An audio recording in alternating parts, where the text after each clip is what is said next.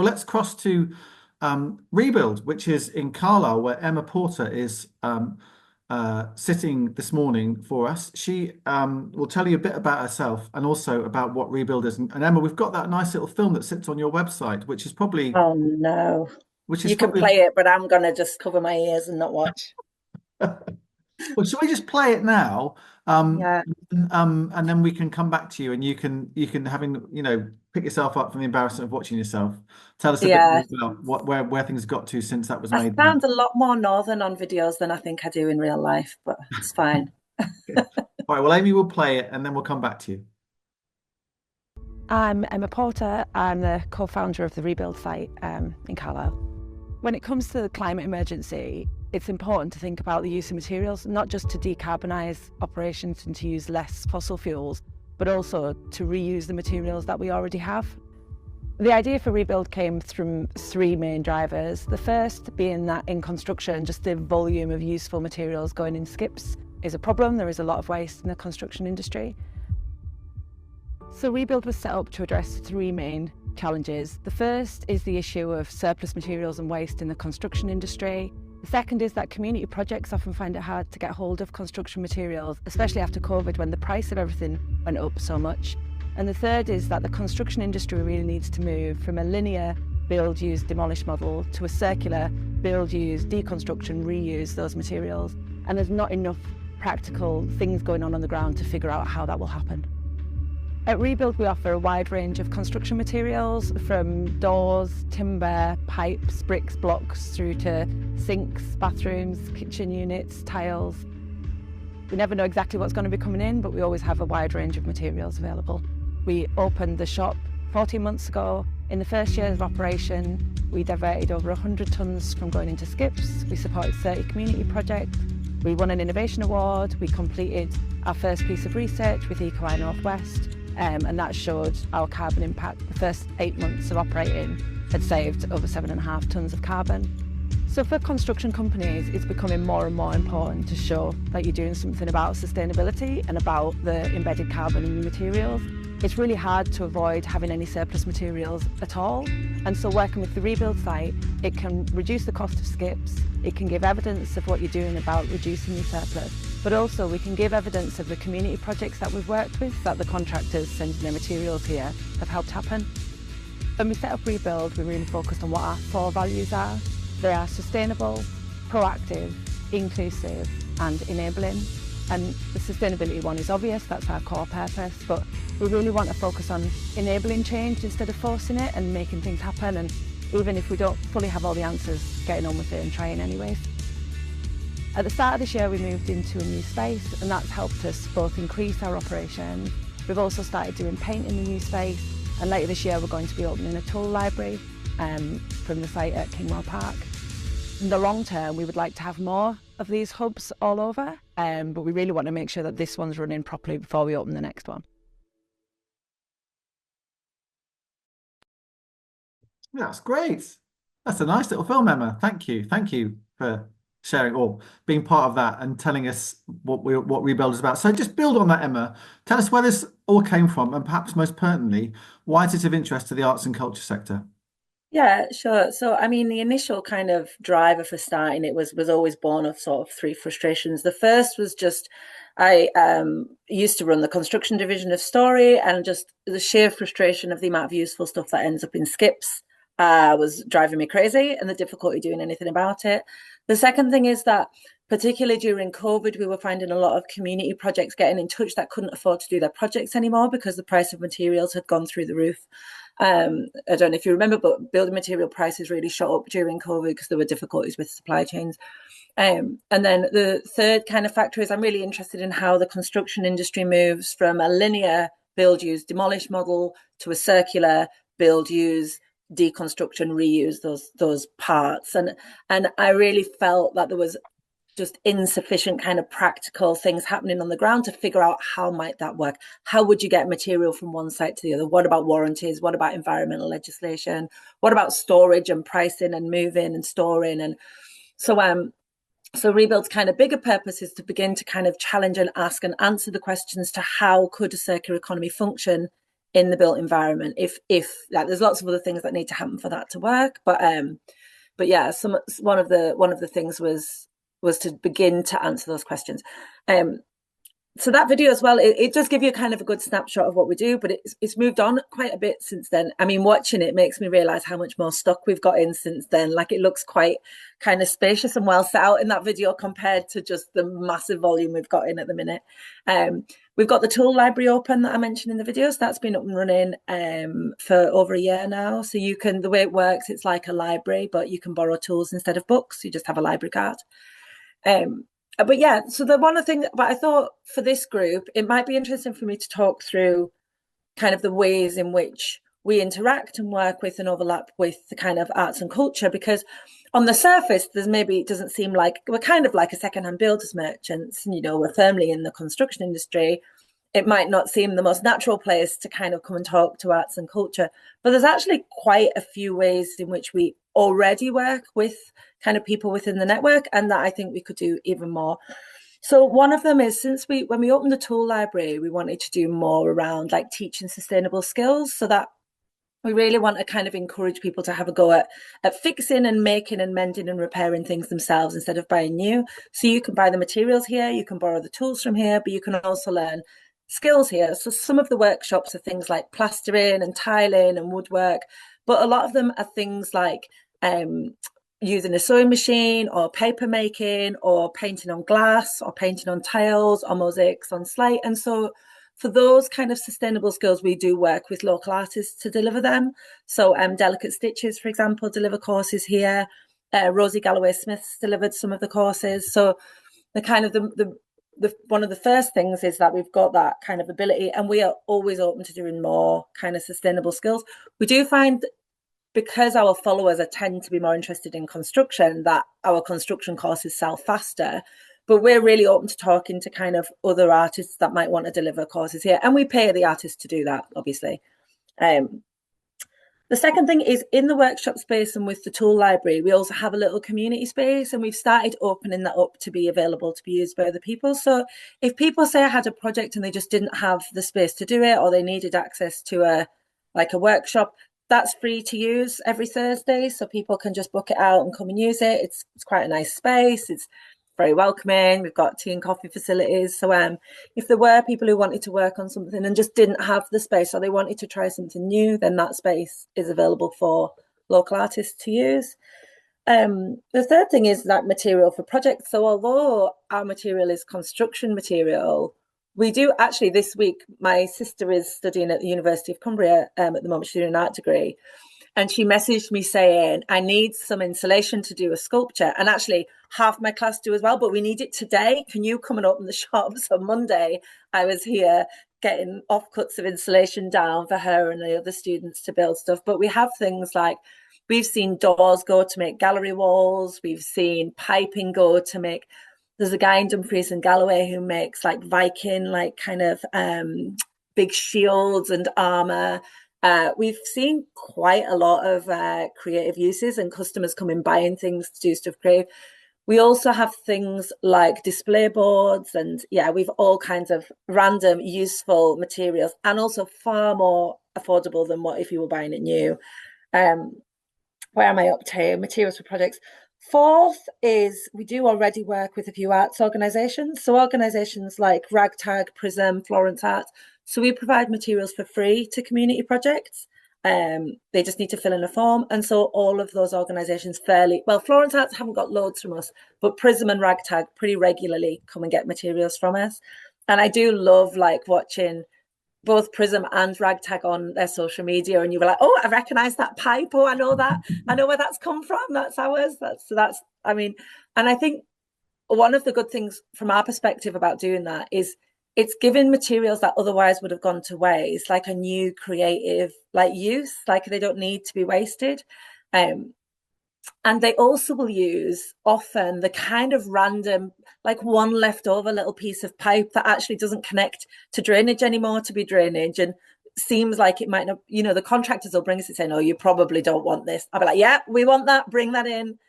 Emma, let me pause there. Pause on number 5. Stefan, You've obviously done a lot of stuff with Prism, and from a Prism perspective, it sounds like you're a fan. Oh, huge fan. Yeah. Yeah. So it's the materials, like Emma was just saying. They're inspirational in themselves. You know, a great big bit of sorry, I don't know what it is. Drainage pipe. I don't know. So we Um, don't need to worry about what it is. Whatever it is, It's what it could be that we're beautiful, interested in. Yeah. beautifully coloured bits of material that inspire the participants in themselves. Yeah, really great. And if I remember rightly, Emma, your team brought it all on a flatbed truck. Oh If I yeah, remember rightly, you, probably. you were We're very very supportive. helpful. You brought the stuff along, because it wouldn't Yeah. fit in the back of your Fiesta. Yeah, that's that huge sculpture that you built, isn't it? Let me see if I can find a photo of that while I'm I talking. should just say, wasn't me. I did other stuff with the participants. The same participants were very, very excited to work with all that material. It was just Yeah, it was great. We always meant to have that actually on display here, and I don't know where we maybe, yeah, it's maybe still on the list somewhere to do it. But Anyway, I cut yeah, across you, Emma. Sorry. Thank you, Stefan. You're about to say number five while you yeah, and you the final one is the in the kind of theatre and events and film industry, there is a huge amount of waste there as well. Obviously, nowhere near as much as construction. Construction really is at the top of the waste production kind of league board, not one that we want to be winning. But events and theatre does have quite a lot of waste, and so we do work with organisations. I can't remember what it's called, but there is an organisation that kind of will pair up sort of film studios and things with somewhere that could use it. So we had a big collection from a set up in Glasgow recently, and we collected. They had like toilets and sinks, and they'd actually been dressed up to look as if they were prison toilets. And we had some like girls in on work experience that week who were cleaning them, and every customer I felt like I needed to explain it's just paint. I am not making children clean actual prison toilets. Like it's from a set. Um, but we find that some of the local theatre as well either might buy materials from us for their set building because it's a lot cheaper, or might send those materials to us afterwards because it's better than it going in a skip. So we've had things like we've had paint that's gone to theatres, we've had carpets come back, we've had wood go to them. I think what's it, Solfest, I think, has been in and bought quite a lot for their kind of set building and some. It's just a good way of getting hold of materials. So when I kind of started thinking about, well, where's the link? I thought, oh, actually, I've got quite a long list of where the link is. So yeah, And actually, Vega asks, could there be an equivalent of the scrap store at Ragtag in Carlisle? oh, I I love know the there's a scrap Wixon store. free for all, but that will be ace for artists. So tell us a bit Yeah. about Vega. Tell us what's the scrap store at Ragtag? Oh, it's so cute. Go on, Vega. The scrap stock ragtag, so they do the similar thing to what you do at Rebuild, but with more sort of factory waste. So any kind of like sort of processing stuff that's safe, like empty spools, or if a business is closed down and there's loads of packaging that's kind of just going to go in the skip, it's all clean and sort of reusable, and they very nicely put it together and curate it so that it means that when you go around, it's a really nice experience to actually go, like, okay, you fill up a basket full of stuff, and it's all really useful for schools and for community projects and makers. They've got a really extensive fabric section, which I absolutely love because I love textiles. So that kind of thing in Carlisle would be wonderful. I know it's completely different to Rebuild, but it's the same kind of idea. Yeah, I think it's definitely the same ethos. So it's different materials, but it's the same like ethos around reuse and waste. It is something that we talk about quite often, and like I think a few like we would like to do it. Like someone like, oh, imagine if this was a scrap. So say if we've got a space, I think it's just sometimes maybe reining in because we're all pretty enthusiastic about what we do, and there's so much still to do in construction. It's just kind of making sure that we don't overreach too much and try to do everything. Because I mean, office furniture is another area that we get offered a lot. That I could easily have a section just for that. I think though in the long run, we're beginning to run out of space here in the Carlisle site. In the long run, if we were in a bigger space, I would love for there to be kind of a section that was a scrap store. But ideally, I would like someone to run that for us. And so they maybe rent out the space and then they run the scrap store. And so they do all the kind of marketing. So we've got a refill shop here, Recar. Recar are a different organization. They just run the refill shop. So they deal with the marketing for it. They rent a little space for us for not very much. We kind of help cover their staffing. If we're in, we'll serve their customers, but they order their stock and manage their accounts and think about branding and think about layout. So my ideal would be that somebody ran a little scrap store within our footprint for us. So any volunteers for that in the future? It Amy's would be got a hand up. lovely. Amy's What a got a hand lovely up. day you'd have in here. Amy. Sorry, Tom.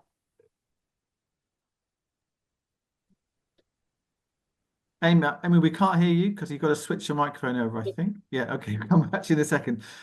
You've obviously got a big fan in Kate as well, Kate Lavender, who was on this call, but I think it just slipped off it, who says, and I've got the leaflet for your courses here. Oh, yeah. We're talking about DIY, repair and mend, open workspace, open workshop space, introduction to wood turning. What else is there? An introduction to patch plastering, whatever that is, wall tiling for beginners. I mean, these are all just great skills. And you know, I suspect, having been there, they'd be really well taught as well. But from what you said, Emma, you're sometimes looking for people to teach these things too. Yep. Yeah, we're always kind of open to talking to more kind of workshop leaders. Yeah. Yeah. Okay. Amy, are you back? Are you back in online now with your microphone? No, No. she's okay. All right. And my sort of final question to you, really, Emma, is: so where does all this come from? Why are you doing this? You know, you're a hard-nosed businesswoman, aren't you? Oh, no, but we can't carry on with the waste that we're doing. I can't bear it. So this is sort of your values coming through. Yeah. And Yeah. are you is this a lonely furrow that you're ploughing, or are there others in the sort of construction industry that actually want to support you in doing this? There's no one else doing this, but there is a lot of support and interest in how we do it. So at the end of the video that we watched, I said the plan is that we will have lots of them running. So this year we have opened 2 more. So we've got one in Wolverhampton, and we've got kind of the beginnings of one in Workington. But my kind of view on like how we might kind of grow and support as many of these happening is changing a little bit over the years. So initially I thought, well, we'll have a network, we'll run a network. We get lots of requests from other cities wanting one, lots of local authorities asking about one, lots of contractors. But I'm kind of leaning towards maybe thinking about the Carlisle one as being more around training and sharing knowledge and kind of giving other people the skills to do it themselves. Just because I can't go fast enough to get as many open as I would like, because I do have another job. So yeah, it's a evolution. We kind of, you've got to, you learn, don't you? And you try new ideas, and no one else is doing this, so we're learning as we go.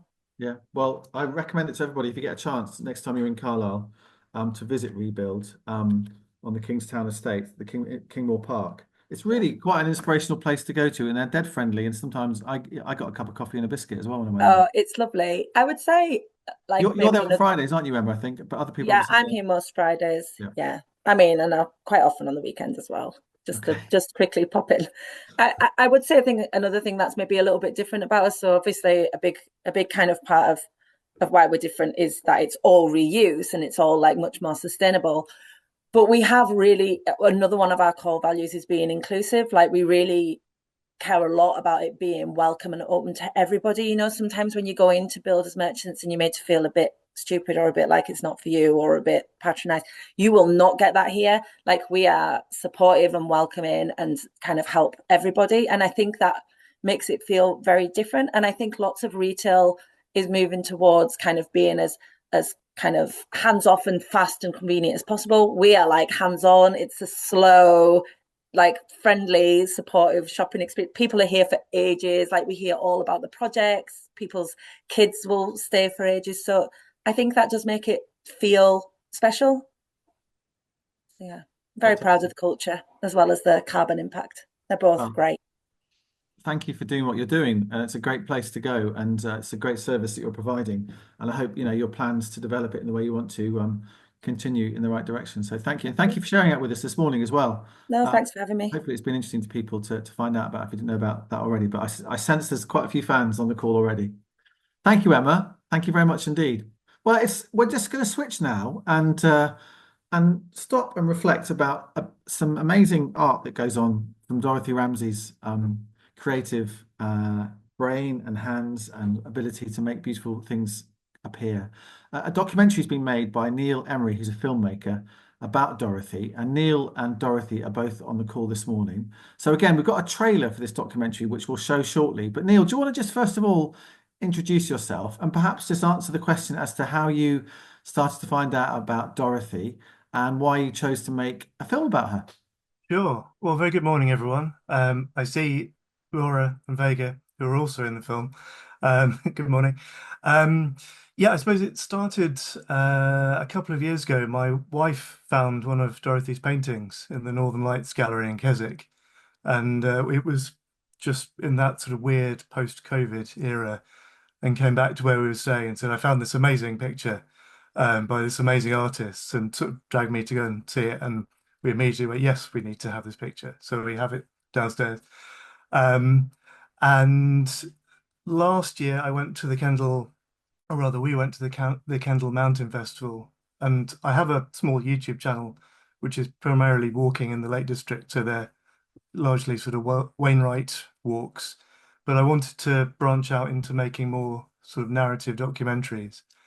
And I realized that Dorothy's life, from what I understood, it would be quite an interesting subject. But little did I know, when I approached Dorothy to ask if she might be interested, quite how interesting it would be. So I got in touch last, I think, November, December, and Dorothy very kindly agreed to be a subject. And then I think in March this year, I went to stay with her, and we spent about 3 days filming, both in Penrith and in her studio. And since then, I've had a very strange time in editing, because the week after I was staying with her, a musician and somebody who works in sound for Skywalker Sound, so that's George Lucas's sound production facility in California, they were staying with Dorothy. And oddly, they knew me through my walking films.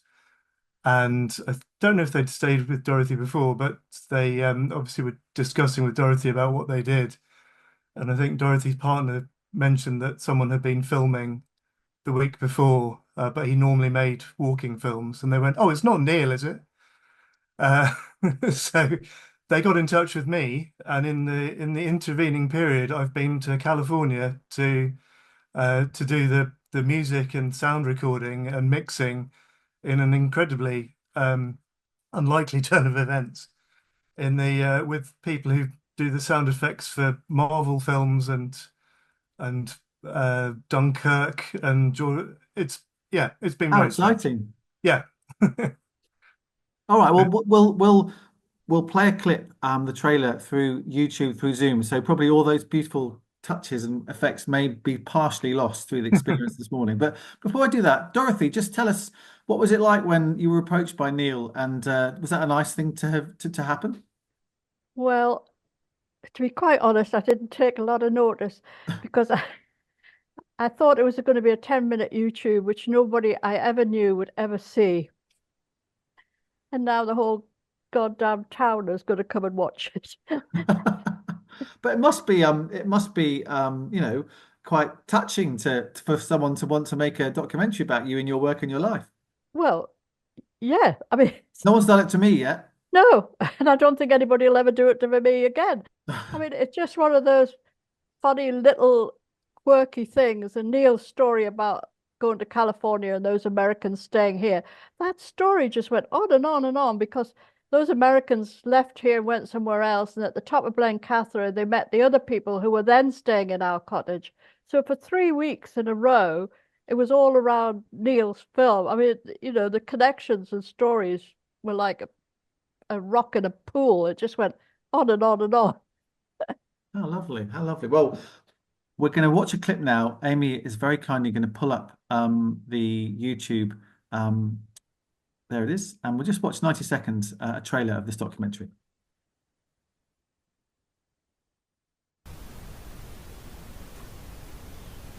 I mean, it depends on how you collect stories. One either collects a whole list of bad stories or a whole load of good stories. And being a bit of a Pollyanna, of course, I only remember all the good stories. There's a frustration in anything you do if you're at all self-critical, because you never, ever get near it. And accidentally, I've done one or two incredibly good paintings. And I think, well, why can't I do that every day? And I would say 98% of the time, you can't do it. Jesus, you've got to get past that pain of being a failure virtually every day to have the hope that the next day it'll just drop into place. And they do. Sometimes no different. Day's the same, the coffee's the same, everything's the same, and they drop into place. I think people hope that inspiration's going to strike them, but in the main, inspiration comes from turning up. I've always showed up and I always keep working.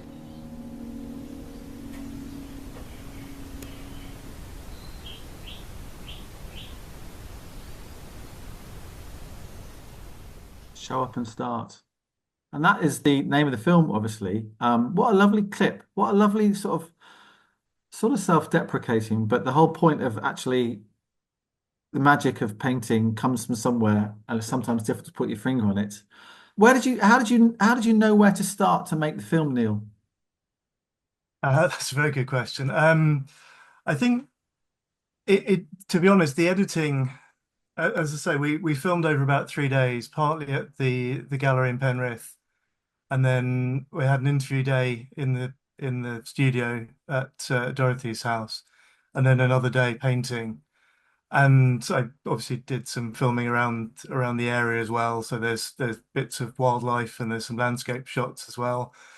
Um, and I think it took me about 5 or 10 goes at editing before I realized the story I was trying to tell. So the film itself is about 48 minutes, which I suppose sounds quite long, really. But actually, when we were in the editing studio, we realized actually quite how quickly it goes, because Dorothy's life is very interesting, and Dorothy has done an awful lot with her life, not all of which is in the film, some of which, how can you condense a life into 48 minutes, particularly one as rich as Dorothy's?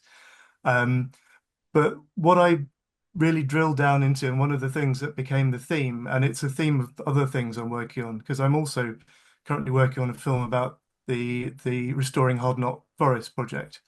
But the theme I've realized that interests me is perseverance. And that, I think, is one of the messages that Dorothy certainly taught me, and I think comes out quite well in the story. And I don't know, Vega and Laura may feel the same. One of Dorothy's lessons, if that's not too crude a way of putting it, is actually just doing the work.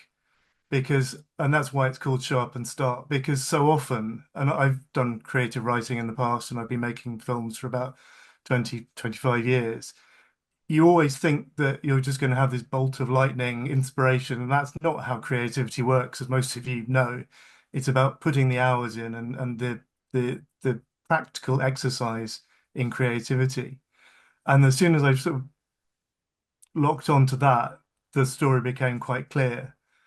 And so it's intended to be a sort of combination of biography of Dorothy, but also the lessons of being an artist. So Dorothy, that's has Neil captured a good spirit, a good essence of what you're about by focusing in on that perseverance?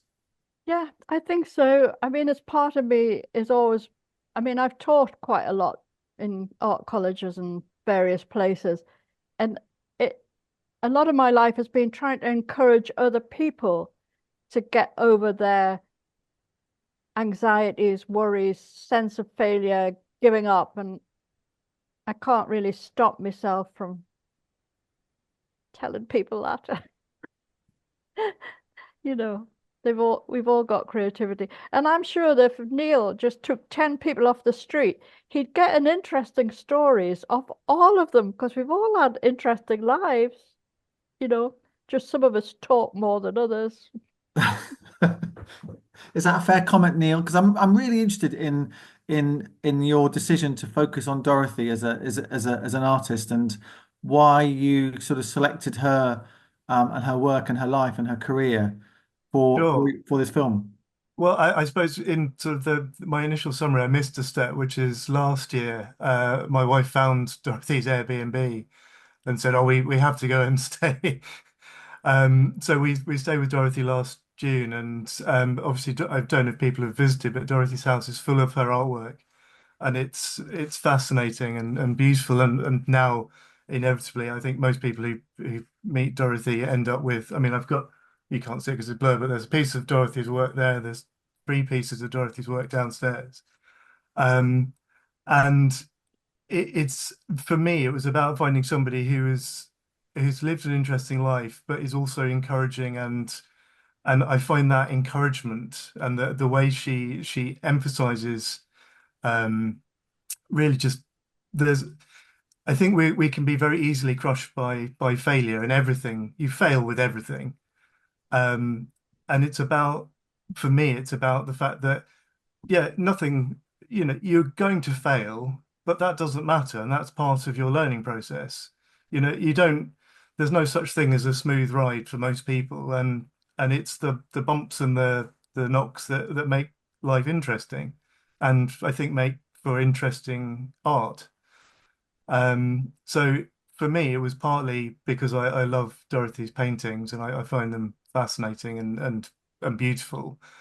And I think as Vega points out in the film, Vega and Laura haven't actually seen the film yet, but I hope are coming next week. But one of the things Vega says about Dorothy's work is it's fresh, it's vibrant and interesting and lively, and it's just really, it's lovely to see. And also the idea that you're never done learning.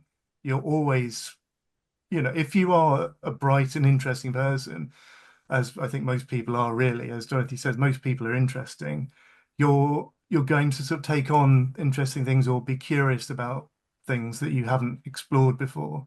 And Dorothy, for me, is a distillation of that. Brilliant summary. So Vega and Laura, where do you come into this? Are you friends, fans, critics? All of the above, but critic in a nice way. We've known Dorothy for a long time because of our art critique group. So we catch up as a group. Amy's part of our group as well. And we catch up normally once a month to discuss our respective art practices and, seek advice from each other.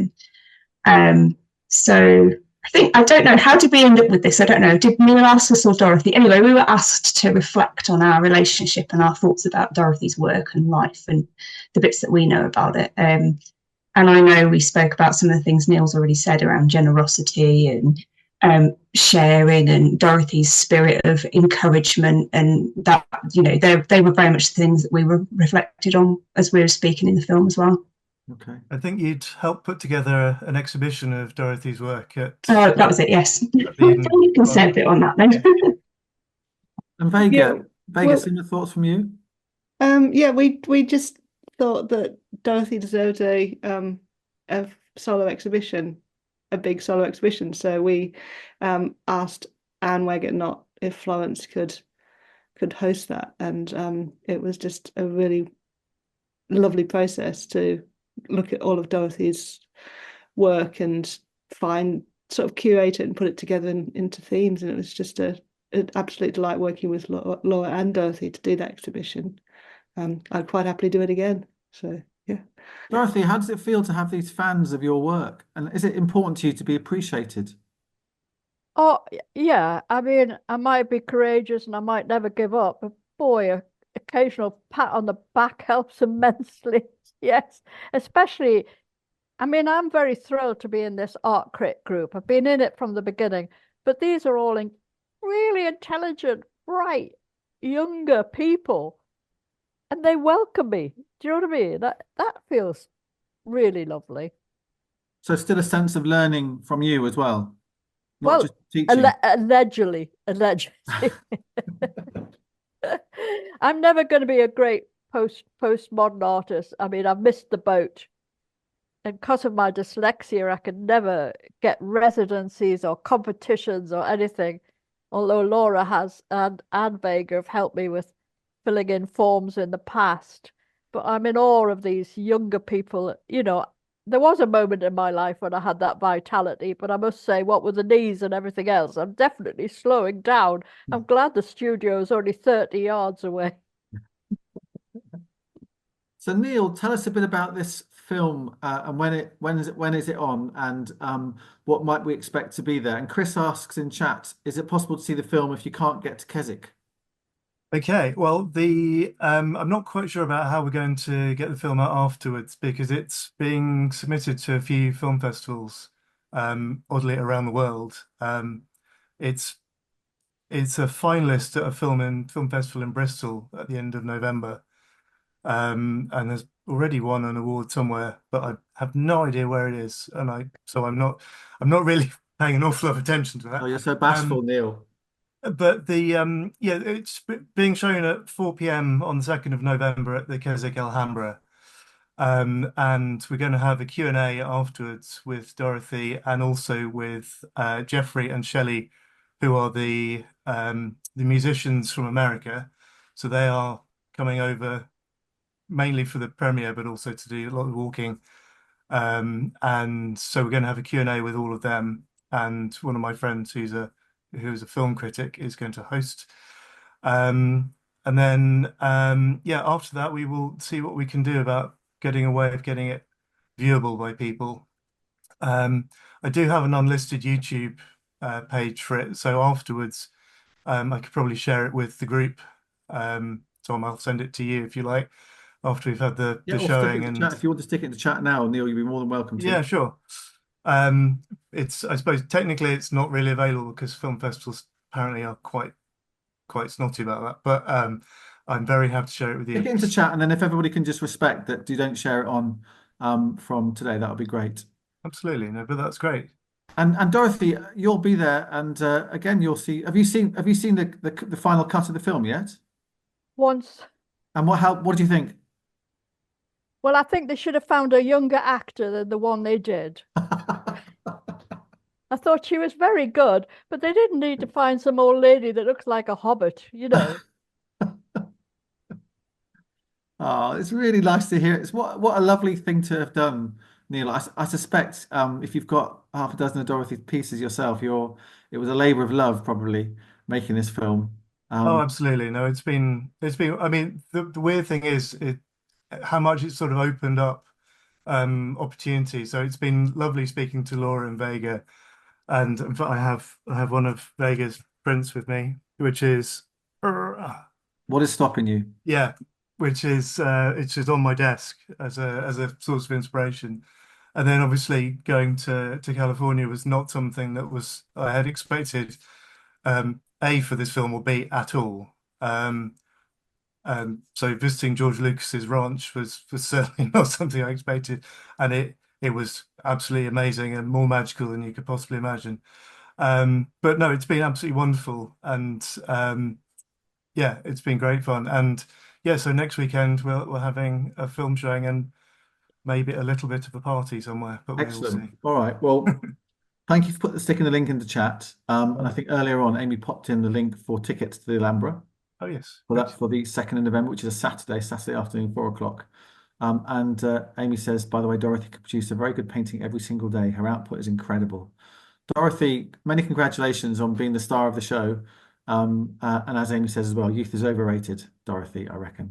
I hope one little nice spin-off for me is I've got a new granddaughter who's only 6 months, so I'm going to be long dead before she ever remembers me. But at least I'm on the cellophane and she can look me up 20 years' time. And your paintings will live long into the future as well. Them as well. Thank you very much, Neil and Dorothy, for sharing that with us. Thank you, Neil. This morning. Yeah. Thanks, Dorothy. See you next week. Yeah, exactly. Have a great session, and I might even see you there. Good. Thank you so much. Lovely stuff. Gorgeous, as Kate has put into chat. Right, we're just heading towards the end, but I wanted just to pause and just allow Chris just to mention about a couple of bits of new training that's coming along, as well as the big meet, which is coming in November. So Chris, first of all, tell us about a bit of marketing stuff going on. Yes, we've got a couple of online sort of bite-sized 2.5 hour, so very manageable training sessions from Helen Palmer, who is, well, basically anything she doesn't know about marketing isn't worth knowing. She's Manchester-based, but has worked all over the Northwest and beyond for kind of huge operations like the Commonwealth Games in Manchester and Manchester International Festival, but also individual theatre companies. She really understands the creative sector from top to bottom. So she's going to be doing a couple of online sessions. The first on Monday, the 25th of November in the afternoon, which is planning a marketing campaign on little to no budget, which I'm sure a lot of us here would be very interested in. So she will talk through things like identifying what you want to achieve and maximizing your limited resources, thinking about the timings of it and the various channels you can use, and also how do you know if it's worked afterwards, so you can take the learning into future projects. And then the following week, about a week or so later, on the Thursday, the 5th of December, marketing masterclass. It's not that she's kind of teaching you everything she knows about marketing. It's an opportunity for you to come along with your marketing issues, share it with the group, and for Helen to help you find solutions. So a bit like a music masterclass where you come along and do your thing and get tuition from somebody who really knows what they're about. So two extremely valuable opportunities. I had to say, you need to be living or doing substantial amount of work in Cumberland for this, because of the funding for this is coming through Cumberland Council's UK SPF pot. But those are online on the Thursday the 21st and Monday the 25th and Thursday the 5th of December. And guarantee good value from both of those. Thank you, Chris, and thank you for organising those.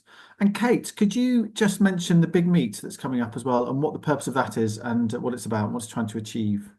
Okay, certainly. The next big meet, when we all have the opportunity to get together in person, is on Thursday, the 21st of November, and we will be at the University of Cumbria, Brampton Road campus. We would love you to come.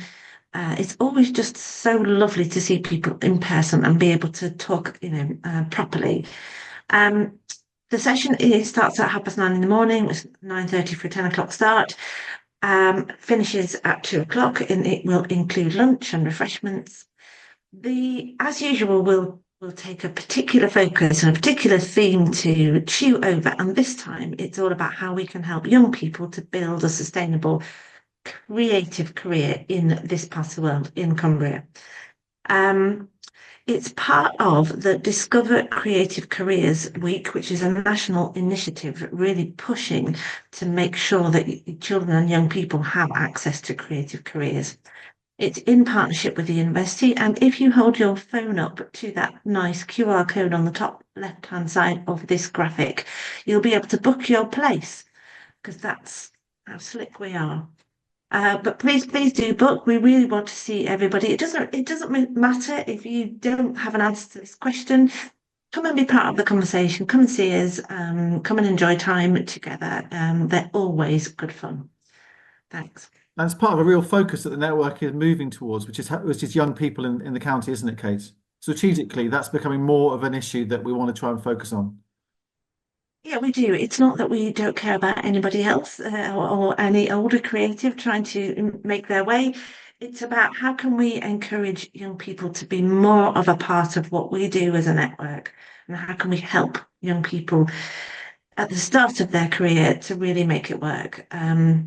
So I suppose that's sort of more of a strategic focus in that area, not forgetting all the other good things that we do. Great, thank you. So look forward to seeing you there.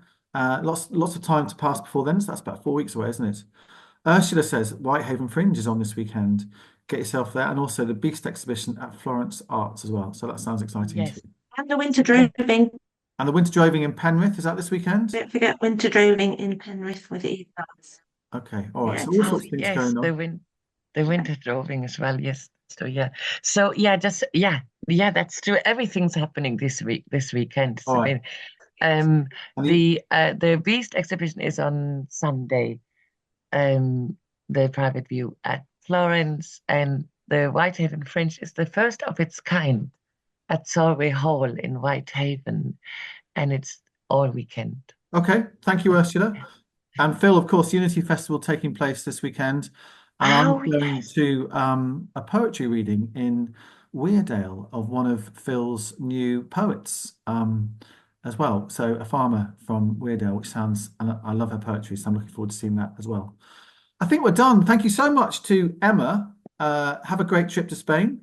To Neil and to Dorothy. I hope the final preparations for the Alhambra red carpet world premiere go according to plan. And I hope that's a really fantastic session. And as I said, I might try and see you there. Thank you to everybody for contributing this morning. It's been really interesting to see and hear from everybody. Next week, we're going to hear from Sarah Smout, who is an environmental artist, plays the cello beautifully, sings as well. She's got a gig coming up at the Kendal Mountain Festival, and also a thing called the People's Powerhouse across the north. If you've not heard of the People's Powerhouse, you'll find out all about that next Friday morning as well. But for now, 10:29, grab a minute back. Nice to see you all. Thank you. See you next time.